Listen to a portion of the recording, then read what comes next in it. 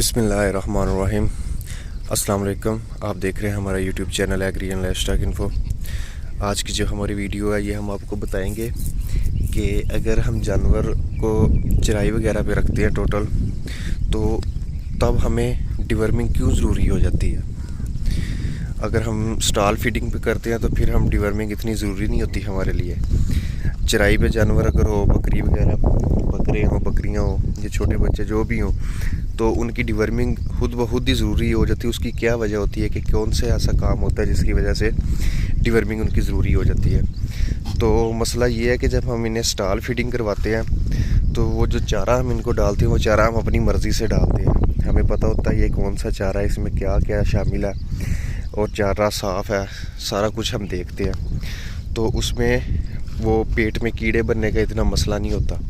लेकिन जब ये जानवर चराई पे होता है तब ये होता है कि जानवर अपनी मर्ज़ी से चराई करता है, नीचे से ज़मीन से करता है या ऊपर से, जैसे ज़मीन से करता है घास वगैरह, ये जैसे अब आपके सामने है घास वगैरह नीचे से खा रहे हैं। तो इससे ये होता है कि जानवर जितनी भी ऊपर ऊपर से खा ले, लेकिन कोई ना कोई मिट्टी वगैरह जो है वो घास के साथ लाजमी चली जाती है जानवर के पेट के अंदर। लेकिन जब लगातार जानवर चराई करता रहता है तो वो थोड़ी थोड़ी मिट्टी अंदर जाती रहती है और वो मिट्टी के में ही बाद में कीड़े बन जाते हैं अंदर पेट में।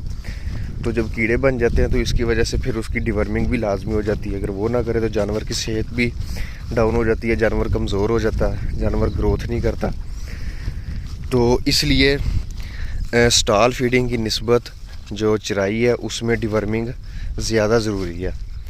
तो स्टॉल फीडिंग पे अगर आपने जानवर रखे हुए हैं तो फिर भी आपको तकरीबन लाजमी नहीं होता कि इतने मंथ बाद आप डिवर्मिंग करें। आप उसकी वो जो मेंगनी वगैरह होती हैं वो जब भी जानवर करे तो आप देख लिया करें कि उसमें कीड़े वगैरह तो नहीं। अगर उसमें कीड़े वगैरह आ रहे हैं तो फिर आप उसकी डिवर्मिंग करें। 5-6 मंथ बाद भी आप स्टॉल फीडिंग पे डिवर्मिंग करें इसकी, तो कोई मसला नहीं होता।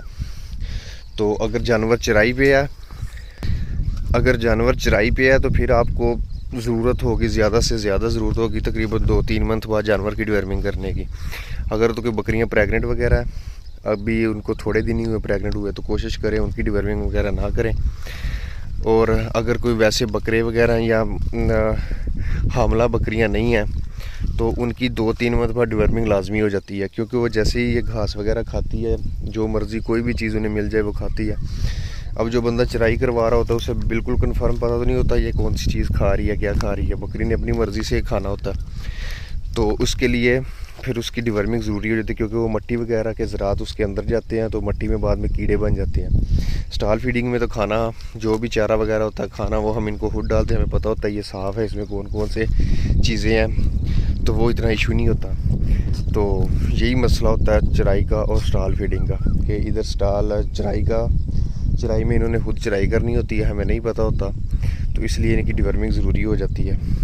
अक्सर जानवर ऐसे ही होते हैं कि जब चराई वगैरह करवाने लगती है तो उसके बाद कमज़ोर होने लग जाते हैं। तो हम उसके बजाय कि उसके कीड़े देखने के, उसकी डिवर्मिंग करने की बजाय हम उसे वनडे वगैरह शुरू कर देते हैं कि इसे वनडा वगैरह दो, ये इसकी सेहत ठीक हो, लेकिन फिर भी कोई फ़र्क नहीं पड़ता।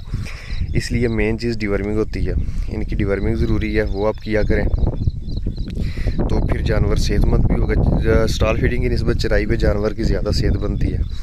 बस शर्त यह है कि आप उसकी सेहत का ख्याल रखें, उसकी डिवर्मिंग वगैरह का ख्याल रखें, उसे कोई लीवर टॉनिक वगैरह वो भी देते रहें, साथ साथ ऑयल वगैरह ऐसी चीज़ें। अगर सर्दियाँ हैं तो तिलों का तेल, अगर गर्मियाँ तो सरसों का तेल, ये साथ लाजमी देते रहें। तो कोशिश किया करेंगे इन तमाम चीज़ों का ख्याल रखें ताकि आपकी गोट फार्मिंग, जो बकरी फार्मिंग है, ये नुकसान में ना जाए। तो बाकी आपको और कोई भी क्वेश्चन वगैरह होगा बकरी फार्मिंग के रिलेटेड तो आप कमेंट सेक्शन में पूछ सकते हैं। चैनल को सब्सक्राइब कर लें। अल्लाह हाफिज़।